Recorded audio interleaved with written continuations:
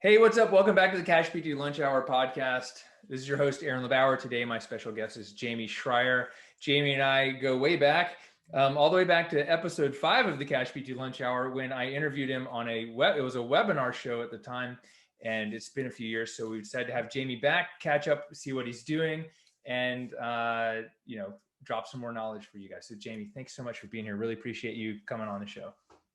Oh, you're welcome. Thank you. Appreciate being back on. I can't believe episode 5. How long ago was that? Yeah, episode 5. We did that. We're at like episode 156 or so, Just and I took a break for a while because of my bandwidth, and that was probably 2014 or something, like 2015. holy moly. Yeah, Time flies. yeah, yeah. Well, the fact that you're still here, you got staying power, man. That's everything. Thanks, you too. I mean, that was one of those things where I was doing these, and for a lot of listeners don't know, I was doing these as live webinars, and I've ended up repurposing as a podcast because at the time webinars were awesome, an awesome way to build a list, and we got to change with the times. So there's a lot of reasons this year to pivot and persist. Why don't we start back with you? Like, can you tell your story for people that maybe don't know you? Like, you were a practice owner, and then there was a fire involved, and now you're helping people grow their businesses. Can you give us the short 5-minute version I like of that. where are you from and what happened? And Well, I'll go way back for a minute. Okay. So, when I was younger, one of the things that I remember most, just a fond memory, is going to work with my dad. Mm-hmm. So my dad was a small business owner, which is probably where I got the bug. And he actually owned a health food store. And this was back in the late 70s and early 80s. So, health food wasn't like it is now. I mean, it was like, okay, who does that? But he had a business, and he had a pretty good, little mom and pop, literally a pop shop. And I used to go with him and loved it, just going with your dad and stocking up the different groceries in the store. And I don't know if you remember this, Aaron. Remember the little gun that you would set the price on? It was like an orange little sticker, and you go click, click, click, click. So that was my job. Greatest job in the world for like a 12-year-old is just clicking the stuff and putting all the stuff down. The bad part about going with him is I couldn't eat any of the food. It was just terrible. Mm-hmm. He did have yogurt, which was pretty good. But anyway, so that was just one of my fondest memories of going with them. Well, what was interesting in that time is a couple years after that time that I remember is my dad went bankrupt. He had to sell. He had a couple locations, and he had to sell them. And I'm the youngest of 4, my siblings, everyone's older, and I was the only one still home. And not too long after he had to go bankrupt and all of that, we had to end up selling my house. We had a nice 4-bedroom colonial house, yada, yada, yada. And we ended up moving to a significantly smaller house. It was just us 3. And I remember that had just a profound effect on me. You at the time, I'm like, hey, whatever, Dad, whatever we got to do, we got to do. But we couldn't tell people. We had to tell people we're downsizing. The arguments that I just remember hearing. I mean, we had a lot of love in the house, but there was a lot of arguments as well, always about money, words like I can't afford it. Always focusing on what the other neighbors are doing, the Joneses and how they're living. So, fast forward, I started my practice as I think most people do. You just have that passion that I wanted to help people. I was good at what I did. I wanted to not have to get permission to go to the bathroom and take a day off. Like, I just wanted to do what I wanted to do. So that what kind of sparked me to open up my own business. And then a few years into it, I started having some of the same anxieties, if you will, stress. I started working more hours, not really making any more money, making less money, having some of those same arguments with my wife. I had a young family at the time, and all of a sudden, like 3 years into it, there was just random crazy fire, and my place burned down. And I mean, it was like somebody hit the reset button. I don't know, but it was during this time of angst, and I just had time to think, just real time to think. I had no patience. I had nowhere to go. So I have time to So think. the whole building just burned to the ground. Well, half of the building burned. My suite was in ashes. Wow. So the building itself was a brick building. The building was still standing, but this happened in October. I didn't get back in till March. Wow. So this is a lot of thinking time. And I was contemplating getting out of physical therapy, getting out of being a practice owner and just doing something else. And, I came to the conclusion that the reason I didn't give up, I didn't have a clue what I was doing. And I just was imagining back growing up with my dad. And my dad was proud, hard worker, worked 6 days a week, the typical, that old school mentality, work hard. And that was me. And what I realized is I just didn't know how to build a business. But I knew it was possible. I knew there was people out in the world that had businesses. I didn't know too many that had a practice, PT practice, but I knew they had businesses, small businesses. And if I just focused on learning that as much as I focused on learning my craft, I knew I could do it. So that's what I did. When I rebuilt the place, I went down this journey of reading books, hiring business coaches, taking programs, just taking everything I possibly could, trying it in my business and learning how to do it. Now, unlike you, Aaron, I'm a slow learner. So I made every possible mistake. It's all about making mistakes. Right. I made mistake after mistake. I took 2 steps forward and 20 steps back.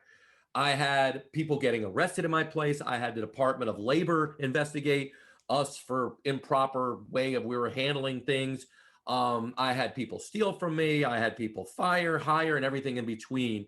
So it took me 9 years, but my goal was really clear when, after I came back from the fire, I said, I just want to own a business that delivered great care in our community where I didn't have to be in there 24/7. I could come, I could go, I could treat, I could not treat, and I would still make money. And in 2013, that vision, that goal became reality. I was making more money than I ever made. I was working a few hours a week. I had a phenomenal team, solid systems and processes in place. And I was like, wow, I did this. This is like real. And I went on a webinar, PPS webinar, private practice section. And I just shared my story, kind of related it to McDonald's and stuff like that and how to build a McDonald's. And I had a handful of people reach out to me. And that's how I got into this whole business coaching business. And you and I met and talked, like, literally, that was like 2014. So less than a year later. So that's kind of how I came to be and how I got here. That's awesome, man.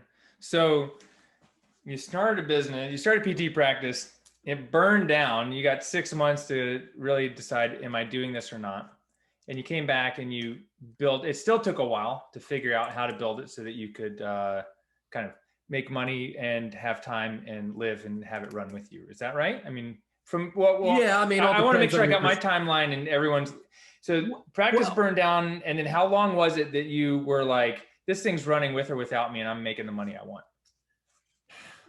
Officially 9 years. So I don't know if that's a long time or a short time, but it is what it is. That's awesome. I just want to make sure, like, because this is, so you and we're not spring chickens. But well, you've been in this one game. One of us is definitely not a spring chicken. You've been in a little bit longer than I have in PT. What was the one thing? So it still took 9 years, right? Like, that's a lot. I mean, but that's awesome, right? Because everyone thinks it's going to happen overnight. Yeah, I mean, luckily, it doesn't take 9 years now when we help other people do it. But it took 9 years because I didn't really have a model to follow. I was just trying stuff. And, just because I made the commitment to want to build this kind of business doesn't mean I wasn't second guessing, doesn't mean I didn't have an ego and saying, I don't have to do that. I'll do it the way I want to do it. I mean, I wasn't a very good student. I made all kinds of mistakes. And then, of course, I had setback after setback. But I knew if I wasn't going to build this kind of business, what was I doing this for? Because I couldn't make the impact that I wanted. I wanted to help people, but I also wanted to help my family. And I was like, well, why can't we just do both? And I realized I couldn't do all of that on my own. So it's like doing something that you completely were not trained to do. You were actually trained to do something else, and now you're trying to build a business of those, of physical therapy, Yep. but you were only trained as this clinical tactical technician. And I kept fighting that two sides of my brain. That's why it took so long. Yeah. The how to, the mechanical principles, and that didn't really take long at all. It took me 7 years to get my head around it, and then took me about 18 months to 2 years to put it in place to finally take my name off of the schedule and not have any patients. Right. Right. Yeah. So it's how to do it isn't as hard as convincing yourself or other people that it needs to be done sometimes. Right. Convincing yourself, having the confidence, and having the conviction. And this is what I just so respect you. When we were talking about that, to be perfectly candid, I didn't really know what the hell you were talking about. I'm not or at least I wasn't technologically savvy person. I understood business. It was a year after I just created this, so I kind of knew my story. But this whole internet, this whole webinar, you were light years from where I was. But the fact that you stayed with it, I'm sure you made maybe one or two mistakes along the way. I don't know. Or one or two, yeah. You've had your ups and downs. You've had your emotional swings. I mean, this is just a part of it. The difference is with you and with me and with a lot of other people, and I hope a lot more, is you just continue to go. And that's really having that decisiveness of, this is what I want. I don't know how we're going to get there, but I'm going to just continue to learn, continue to better myself, and things start to evolve and things start to work. And it's hard to do that, Aaron, as you know, on your own. I've had many mentors, many coaches, many people influence me along the way. And I think that for many of maybe your listeners or people, I think that sometimes we went to school, we're smart, we kind of did it on our own, and we're a little resistant to get help because of, it's almost like a weakness. Right. Or getting help's a sign of weakness. Yes. Right. And it couldn't be further from the truth. It's a sign of strength, vulnerability, openness. That's how I see it now, but I never saw that many, many years ago. And people would say, Aaron, I think I have a dumb question. I'm like, the only dumb question is the one you don't ask. Right. I mean, it's like, we need to be okay with asking for help. So what was one thing that you did that you were like a little too stubborn to ask for help, that took you too long to get right, that if you're looking back, you'd be like, oh man, Well, we don't have that much time here. So, like, what was the one mistake? Like, looking back, what was the one mistake? Because I want people to understand, like, success only comes after multiple failures, but they're not really failures on the path to success if you don't stop. No, they weren't failures. And I didn't see it as failures when I was doing it. Yeah. I was just kind of like, God, can I get something right here? So I think if I looked back and I said, and I don't like to do this. I don't like to look in the past and say, well, if I had to do it again, because it got me to where I am. Could have been done faster. Yeah, perhaps. I don't know. But if I was sharing with somebody, something that I learned is, I certainly would have, if you're already in business, this is for people already in business. I certainly would have surrounded myself with mentors. You don't have to pay a fortune to people, but you have to surround yourself with like-minded people that you respect, people that perhaps have achieved something that you want, or people that they just make sense to you, and be around them and take advantage of this idea of, I forgot who said it, maybe you do, but we think, we act, we have an average of the 5 people we hang around with the most. So if you hang around with positive people moving somewhere, people talking about, business and people in life, versus there's plenty of naysayers, there's plenty of scarcity people, right, you'll just elevate just by being a part of that. And I think I hung out with a little too many of the complainers and the victims longer than I wanted to. And that affected my psyche, and that affected my decision-making in my business, and probably caused a lot of fear, which I was not willing to get over. So if I had to go back, I would definitely have surrounded myself with a better group of mentors. Yeah, that's great. Yeah, I resonate with that because the one thing that I would have done was looking back was hired someone sooner, and it's because I wasn't hanging out with the right people to be able to see how that path was created. Exactly. You respect someone who says, Aaron, this is what you have to do. Hire somebody that you connect with Right. that can help you with some of this. It's still going to be difficult, but at least you're on the right path versus you trying to figure it out because of some bravado that you have. That's why it took me so long. I had a big bravado and ego I had to get over. What was the what was the one thing that you did differently when you're like building practice burns down? What's the one thing that you did differently when you started over again? Oh, great question. The one thing that I did differently is that my mindset was about who, not how. So one of my mentors actually recently wrote a book around this, Dan Sullivan. He said, and I was in his program or starting his program at the time, he talked about everything in your business can be delegated, almost everything. The areas you don't want to delegate are the areas that you love to do, that you have a never-ending learning, that you just have a passion and desire, and it's natural. So people call this unique ability, natural ability, superpower. So the one thing that I learned coming into this, and again, it was a lot easier to conceptualize and to do for sure, but I looked at everything and I said, not how do I do it? Who can help me to do this? Who can help me at the front desk? Who can help with billing? And of course, the first thing would be, I can't afford that. Right? So I would be challenging on this idea of I can't afford something, but I would look at it as who can help me do this, which would then allow me to stay more focused on the areas that I have to do to build the business. Who can help me treat the patients? So that was a thing that I wasn't really looking at before the fire, that after the 4 or 5 months, I came back with, if I'm serious about building a business, building a true business that made money when I'm not there, that was worth something that I could sell or legacy or whatever, then I need other people to help me. So every time I got a problem, I would sit back and saying, how do we solve, or who can I get to help me solve this? And back then, there wasn't the level of technology that there is now. Now, a lot of the who is a piece of software or a piece of technology. So that's the thing that I really took from coming back out of this, out of the ashes. Right. Rising up. That's awesome. So if someone's going, oh man, Jamey, that's a great thought. Who can I get to solve my problem? But it's expensive. But that person's going to cost me this and this software. Like, how do we get over the mindset of that who is expensive to hire? Like, how do we see past that? Again, we don't have a week, or in some people it might take years, but first of all, it's a scarcity mindset.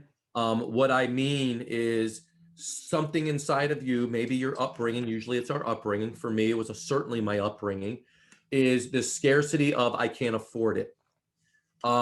There's no proof I can't afford it. There's no documentation or data analysis. It's just an emotional, I can't afford it. So the first thing that I do and that I share and tell other people is, before you say I can't afford it, how about we just carve out and see what it looks like? See what the position would cost. Break it down and then look at what is the gains that you're making. So, a lot of these things is you're buying back time. Well, how much is your time worth? Like, I used to think my time was worth whatever an insurance company gave me. So my time for some insurances was worth $40 and others are worth 100. But I realized that my ability to connect with one referral source could be worth tens of thousands of dollars. Well, if I don't have time to do it because I'm answering the phone, then those are opportunity costs lost. Now, at the end of the day, because we're all business owners, even if you have a side hustle, you're still a business owner in that side hustle. Even if you're an employee somewhere else, there's always an element of risk. You'll never get away from that. But I rather have the risk come into me and my ability to do something versus the known factor. If I don't have time to build this business, to build relationships and build the systems and everything else, then I know for a fact it's not going to grow. So yes, it may not be perfect timing, like whatever today, and I can't afford, that front desk person. So what's the plan then? What I see is a lot of people have no plan because they're not clear on what it would take to pay that person and what that's going to give you in return. Especially one of the biggest things we can do is hire someone to actually do a lot of the treatment, because there's very talented people out there that have a passion that if you could mentor and teach them, they could help you with that part, which would give you a lot of time. So this whole kind of psychological business around, I can't afford it, it's expensive. The first thing I recommend is let's get clear on what it actually is. Let's get real dollars and cents. Let's do a little pros and cons. What are the pros if you do it? What are the cons you can do it? And then from a money standpoint, you may not have really the money to do it. So then the question is, well, how could you get the money? And how quickly would it take to get back the money? Because what you're really doing is then investing in yourself. And if you're scared to do that, I get it, but then you're going to have this problem with, but this whole business you're doing is an investment. It's all a risk. You're betting on yourself. So the more you can think through it, the more it can become a little bit more objective than emotional. Because when you're highly emotional, you never make good decisions. So let's get objective, do a pros and cons, and then determine what it's going to take to get a return on that investment that you're going to hire somebody. Right. And it's almost like it's flipping the question. Instead of that's expensive and I can't afford it, it's, if you catch yourself doing that, it's what would it be more like, what time is it going to give back to me? Because that's the way I see it, is like I'm buying my time back by delegating and hiring other people. I have more time for Aaron, right? So is it the very simple question of like, well, how do we afford it? Or is it like, what do I get at? I think what I hear you saying is, what do I get out of hiring someone or paying someone to do that? Do I get more time and more speed and more satisfaction or impact? Those kinds of things. Is that? Yeah, absolutely. Right. And the thing that you said was right on. Initially, and this is one of the mindset shifts that I had. Initially, everything I did in my business was all to remove things off my plate. Now, there are some issues I had to get over. First of all, I had to get over the issue of letting go with something. Yes. That's a big issue. Like, how that it's tough. Not easy. It's so hard to let go. So that's something that I had to be comfortable with. The other thing was, if I let go of this, and this was my identity, like if I let go of some of the treating that I did, and I looked at myself as a physical therapist only, not as a business owner, then I'm letting go of my identity. Now what we have is an identity crisis. Right. And I went through a lot of crisis counseling that I was a lot more than a physical therapist. So those are the psychological things you have to do. But the practical things is exactly what you said. If I delegate this, I'm going to buy back time. So if I have time, how much is that time worth? So you have to be clear on what you're going to use in that time. So if that time is worth for you then to mentor and put in some better, more efficient processes, or mentor your staff, what could they produce back? I guarantee it's going to be a hell of a lot more than $15 or $20 an hour, right? Which is going to more than pay for an admin person, or $40 an hour, which would more than pay for an hourly therapist. So that's how you start thinking about this stuff. And then, of course, at the end of the day, there is that element of risk because nothing's guaranteed. But my bet is I would rather bet on you, or meaning myself, than not doing that and then feeling stuck because I can't get things moving forward because I'm just sacrificing my hours. And we know how that works out. You just become trapped in your business. Right. Is that you felt, at some point you felt trapped in your business? I felt trapped for years. Yeah. I mean, it wasn't until about 2 years before, maybe 2011, and I started my business in 2001. So it wasn't until, 2001.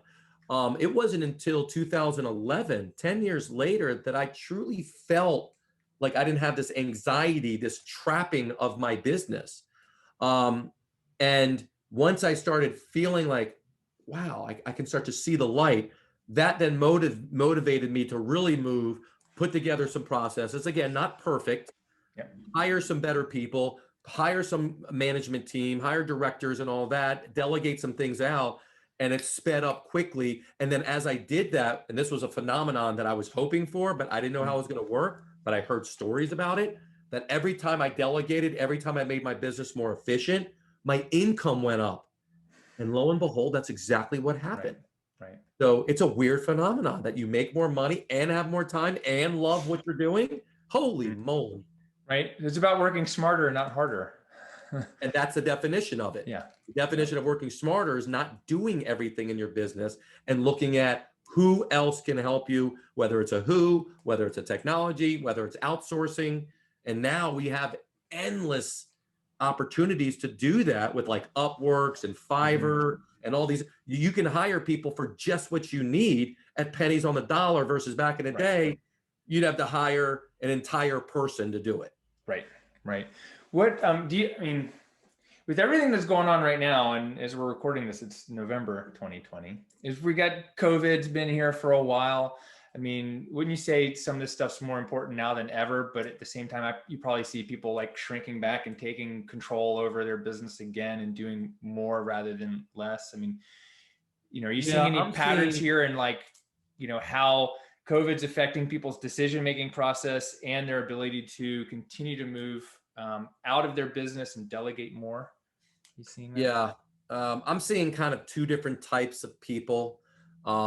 A lot of the people, or at least a lot of the people that I'm associating with and talking to, they're looking at this as they're already back to pre-COVID numbers. They're moving past that. They're looking into 2021, looking at how to, create a business that can withstand perhaps another shutdown or another pandemic thing, but really focusing on how do I protect my business, not necessarily from purely a pandemic, because all of us were affected on some level, but how do I really put together the things that I know are not, that are really risky in my business right now? So there's that side of it. Again, you're more of abundance-minded, thinking in the future, just using this opportunity to build what they want.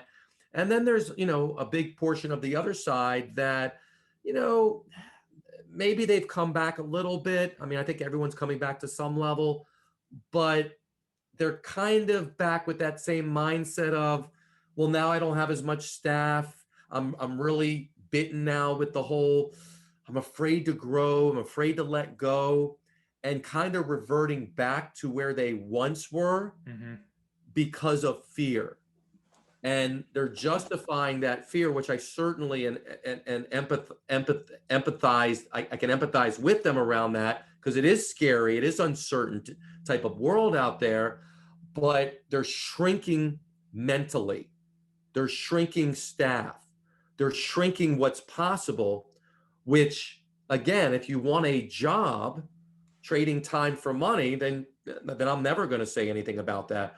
But there's a lot of people that don't want that, but they're doing that because of that fear and that worry and that concern. So that's what I'm seeing, Aaron. I'm just seeing there's not like a million different types. There's kind of two types of schools they're coming from. Right. Yeah. I mean, same. I mean, I see people who are crushing it, having the best year ever, best months ever, and people that are in the scarcity mode, almost rightly so, because that's where we've been trained to be, but just pulling back, shrinking, and not willing to go forward. But if they can, it's like the people I see who get into the abundance and the and spending their time, right? Like even if you have more time, like people that are spending their time on the systems, like are progressing and they're widening. There's this big gap in the middle right now of businesses. Yeah, and I think there was always a big gap. Yeah, like people say, oh, we're getting back to pre-COVID, and I go, was that a good thing? Like, right. You remember 80, 85%, whatever that number is, of businesses, of practices prior to COVID, if you surveyed the owners, they're working 60 hours a week and not making anywhere near the money they should be. Right. And they don't have the happiness and the home life that they want. So why would you want to go back to pre-COVID? let's just go to another world. Let's just go to another, remember the book Blue Ocean Strategy? Yeah. Let's just go to the blue ocean that we've never even seen before, rather than go back to pre-COVID or even think like pre-COVID. Right. Because Right. now's the time, and this is a wonderful opportunity. Yes, there's a lot of stuff that's going on, a lot of emotions. I mean, the whole political thing and all that stuff, there's all of that there. And yet there are still people out there, millions and millions and millions, that need your help. Right. And the only way they're not going to get your help is if you don't build your business and learn the things that you need to learn to be able to connect with them, reach out and provide your solution to their problem. Yeah, no, I absolutely agree with you. And some of the biggest businesses, corporations in the world have been built during times of economic stress. Absolutely. And the same thing is happening right now. Yep. The people that use this as an opportunity, as weird as that may sound, now is the time, and there will be millionaires, billionaires created because of this, and after this for the next year, 2, 3 years. Yeah, yeah, absolutely. And there already has. I mean, it's just nuts. So what would you say, like, Jamey, if someone wants to stop getting out of the trading time for money trap, like, I'm always working, for like one person at a time, or I'm an owner and I'm trading time for money. We kind of touched on this, but, what's the way that you've seen is the best way to kind of stop that cycle where I only make money when I'm with someone very specific, or with someone one-on-one, or with 4 people an hour? Like, what's the best way to take advantage of everything and make that move? So you told me before we jumped on here, you said you bought a heater from Home Depot. Yeah. Home Depot motto is what? What's their motto? What does Home Depot say?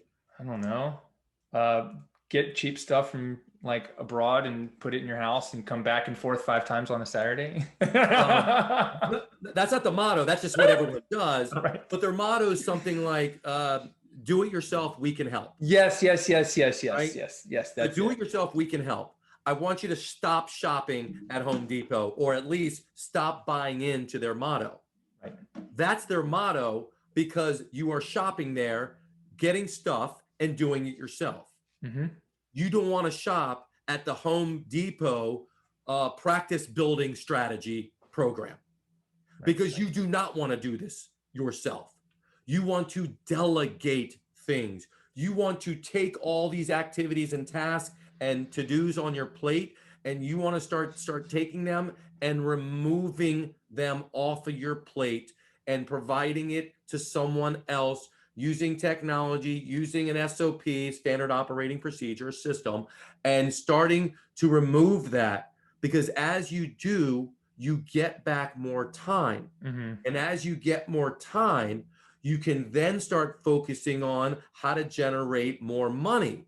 But the money you're generating isn't coming directly because of the time of you actually doing the particular service. I mean, I know a big part of your population is cash-based, which I love. Everyone needs to have some cash-based component to it. But this idea of literally paying you minutes, like 15 minutes is worth $13. Like, it's literally, the whole rule is time for money. I mean, it is the most, you and I can talk about this all day, the backward ass thing in the world, that somebody created a model that was going to just cause us to fail unless we built 30 locations. I mean, it's built not to succeed, that model. So that's how you get out of the time for money gap, is you have to let go of the things that are taking all your time and start leveraging things that make money. So if you're brick and mortar, you can leverage services brick and mortar by hiring other people, focusing on marketing. And again, marketing, you can stop trading time for money, because there's a lot of ways. I know you're great. So it gets back to the who. It's like, it gets back to the who do I get to do this, right? Who, not how. And what's interesting, and based on what you were just sharing and something from a few minutes ago, what I'm thinking, and I'd love your feedback on this, is it's almost like we get out of working for someone else. So we have a job, we work for someone else, but then we go and build a job for ourselves because we're used to this certainty of having a job somewhere else has. Now we have a better job. But I might have certainty in having a job for myself, but not longevity and time. But as soon as I find other people and hire other people and scale it, I have less certainty, but I have almost maybe more certainty. I have more power, more potential, more ability to impact people if I can move out of being my own employee. Yeah. Do you I kind mean, of you ever read one of my favorite books is Robert Kiyosaki, well, originally Rich Dad, Poor Dad, Yep. but the book I actually liked more was Cashflow Quadrant. Yes. Cashflow Quadrant. So It's an awesome book. yeah, all old book. I would pick it up, or you could probably just type in cash flow quadrant. It'll show you the quadrants. Just read them. So there's 4 quadrants of how money comes into your life. Mm-hmm. And what I loved about it, of course, it's a contextual model and it's simple. I love simple. It makes so much sense when you read it and you're like, what? So most people are employees. Employees, you literally are getting paid on some level per hour, time for money. And then you become self-employed, which all of us are. So you're trading time for money, but you're able to do it in a way that if you have lots of employees, you don't have to be there necessarily all the time. But I would argue saying actually you're probably going to be there more having all these employees. So you're able to make more money than if you were an employee, but you're still not really making money. And then you go to the other side of the quadrant, and it's being a business owner. Mm-hmm. And this is what really caught my eye when I was going through this craziness of the time. I was reading that book, I was dissecting the book, I got notes all over the book. Is how do I truly make money if I'm not physically there? Like, what would have to happen to make money if I was away for a month? Yep. And then that glaringly showed me where I lacked clarity around something, where I lacked a person, where I lacked a system, and where I lacked how I was thinking about all of that. So that was a real powerful model, that cash flow quadrant model. And I think that, well, first of all, of course, we're not taught this in school. And we're really not taught this outside of school unless you actively search for you and me and other people that are showing this stuff and sharing this stuff. But then, of course, you're just over inundated with just, I mean, forget about the elections, forget about the COVID, but then you're just inundated with everyone pitching and selling you stuff. So it's just hard to comprehend and take in all that stuff. So when you're overwhelmed, you just get paralyzed and you just stop doing anything. Mm-hmm. And then you just justify how being where you are, I guess, is okay. And you just keep working more hours until some catastrophe happens. So, that's really what, what I see, what I've been through myself, what I see now. But yeah, you can't do it yourself. Why would you want to? Create a business that's easy, that's fun, that's purposeful to you. And in order to do that, learn the elements of that business, not just the elements of delivering the thing. You're fine on that part. I'm going to give you the okay. You don't need any more credentials after your name. You don't need to, you are good. Right. Trust me, you are good. Learn about the business of what you're delivering and you'll be much better. Yeah, that's awesome. Very well stated. So after 9 years or so, I mean, you're not still an owner of your business, right? Your clinic, I mean, you sold it, or how did that? Yeah. What worked out there? How did So that yeah, what happened was in 2013 when I did this, I was making good money and my business was running. I had a great staff. I had all that in place. I just did, I still worked on my business, but it wasn't that many hours I was really putting into it. I started getting to this whole coaching thing and started learning about this whole new world of coaching, which, God, I thought the PT business was hard. This is like the wild, wild west of having a remote business. So I started focusing more on this business, and, about a year or two into it, when you meet that girl, I just fell in love. I just I love this. I want to spend the rest of my life doing this, helping people in this fashion, learning about this industry, learning about the coaching. And I realized it's something that I've always loved to do. And I was always good at doing. I was always good at communicating, some complicated thing and make it kind of interesting and simple. And that's kind of what I was doing with this and through my book. So a couple of years into it, I said, you know what? I reached out to a friend of mine who was a mergers and acquisitions guy. And I said, if the opportunity arose and someone wanted to buy my place, I'd entertain it. And he goes, okay. So I did just the normal stuff. Of course, who, not how. I just hired a consultant, wasn't going to try to sell this thing on my own because it wasn't worth my time. And nothing for about a year and a half, nothing. And then in 2015, he started getting a couple bites. And then one of them was the perfect fit. It wasn't a big company, which I knew a big company wouldn't want me because I was doing things differently. Like, who buys a company when the owner's not even there? Right. But a smaller company would get what I'm doing and actually pay me more. And that's what happened. I got paid, a considerable more multiple because of how my business was organized and run. So I ended up selling it so I can just 100% focus on serving and helping as many practice owners as possible. So that happened in January of 2016, and it's just been rocking and rolling ever since. That's awesome. Congrats. What's the one thing, like if someone's like, maybe one day I'll sell my business or sell my clinic, what's the one thing that like a clinic owner needs to make sure that they have in place? So what people are ultimately buying, and I'll qualify this in a minute, but what people are ultimately buying when they buy your business is they're buying a system. Now, if you are the system, if you're running around treating and overseeing and working 60 hours a week, well, then when you sell the business, you're coming with it, at least for 3 years, because you're the system and they need to extract from you how this thing runs. Because if not, it's too temperamental. So if you don't come with it, forget it. Now, somebody might be saying, yeah, Jamey, they're not buying that. They're buying your financials. They're buying your referral sources. They're buying your staff. They're buying your mortgage or your lease. Yes, those are all components of it. But think about it. Your referral sources are what? It's a system of how to generate referral sources, how to generate referrals. Yes, they're buying your existing staff, which can come and go. But if you have a way to hire them and to onboard them and to train them, and you have different ways to profit share with them, that's what they're buying. So they're buying your systems, they're buying your operations. And of course, that leads to the results you're getting, which is what your financial reports are. So they might make the decision to purchase you for $500,000 versus $5 million based on your EBITDA, but how you're getting that is what your business is really worth.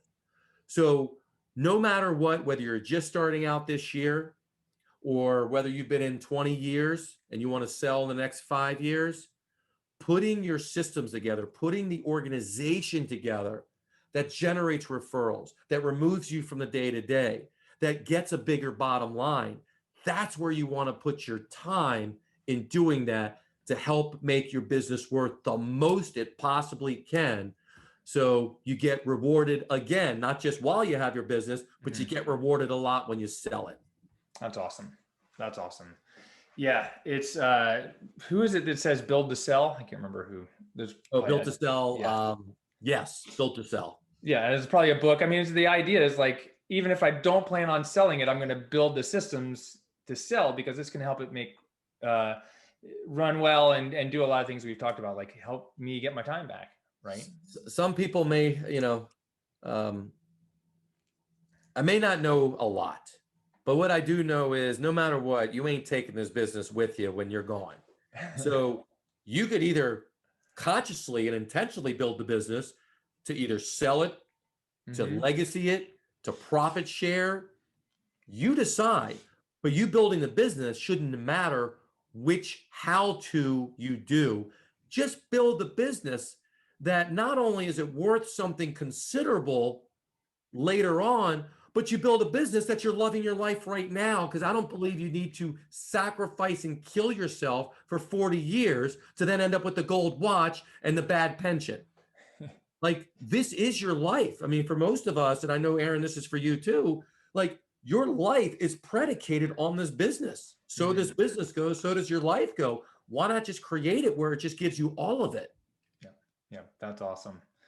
Jamey, what do you think is the biggest opportunity coming down the road for physical therapists, whether we own businesses or thinking about it or not, you know?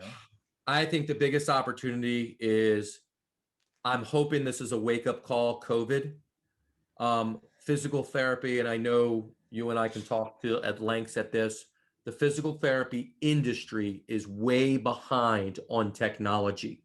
It is way behind on just thinking about there is more than just brick and mortar in the world.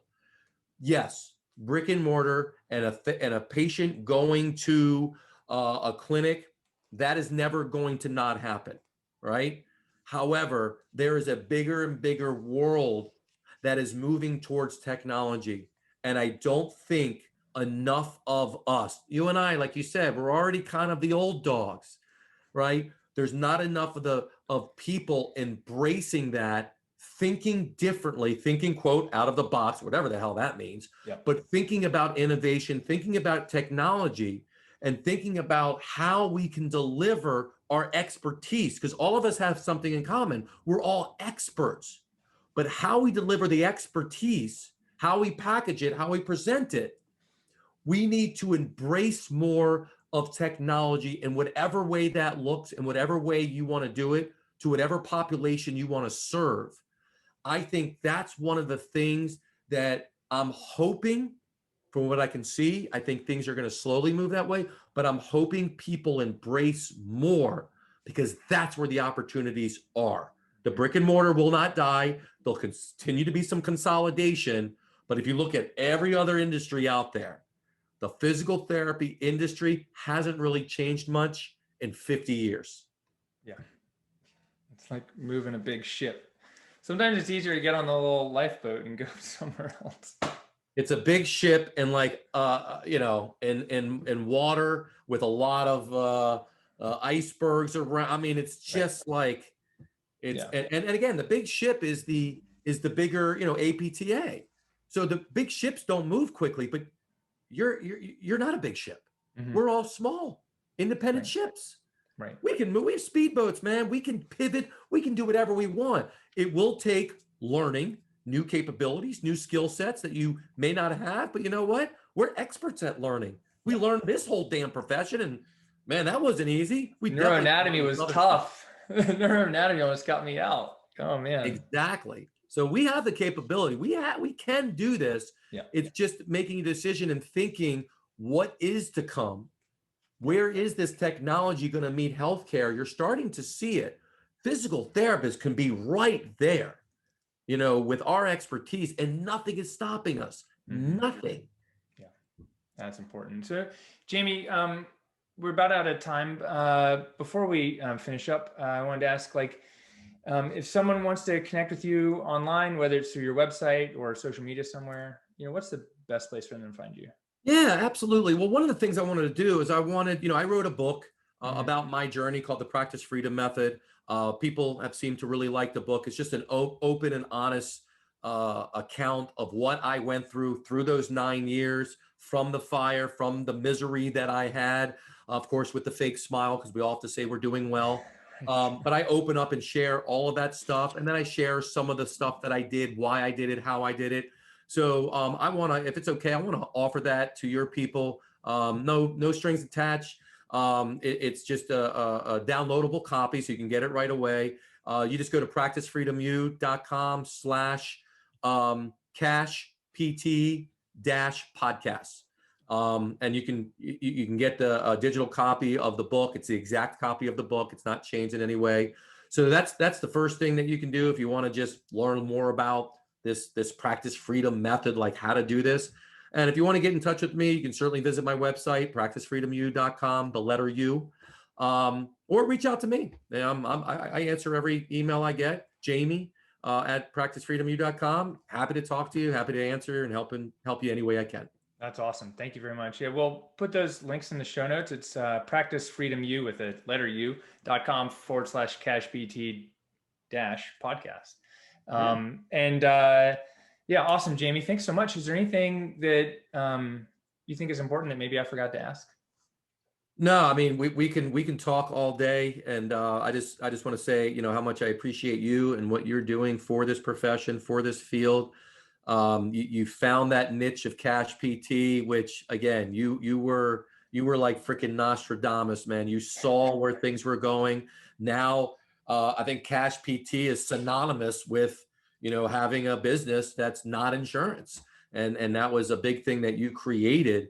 So completely kudos to you and what you're doing, and yeah, we just need to continue to move this forward and encourage people, give them the confidence, of course, give them the tools to help them do it, because all ships rise with the rising tide, and there is plenty for everyone to do this if you want to build your own business and do your own thing. So thank you. You're welcome. And thanks so much, Jamey. Appreciate you being here and dropping the knowledge. I mean, those some great pointers and tips. And I hope if you guys are listening, you've written down like 10 different things like I have from Jamey and about how to grow yourself, your business with other people, the who, and by giving yourself more time and doing it in abundance, that's with other people, rather than sitting back and going, oh my gosh, this is hard, this is scary, and it's uncertain, because there are other people that are in that boat with you. You just need to go find the boat, and we can all like rise it and bring it up together. So Jamey, thanks again. I really appreciate it. And if you guys are listening to the Cash PT Lunch Hour, absolutely appreciate a rating and review over on iTunes. But more than anything, what I'd love for you to do is take one idea from this episode and put it into action, and then let us know how it worked out for you and what your big insight was. Otherwise, we'll see you on the next show. Thanks so much.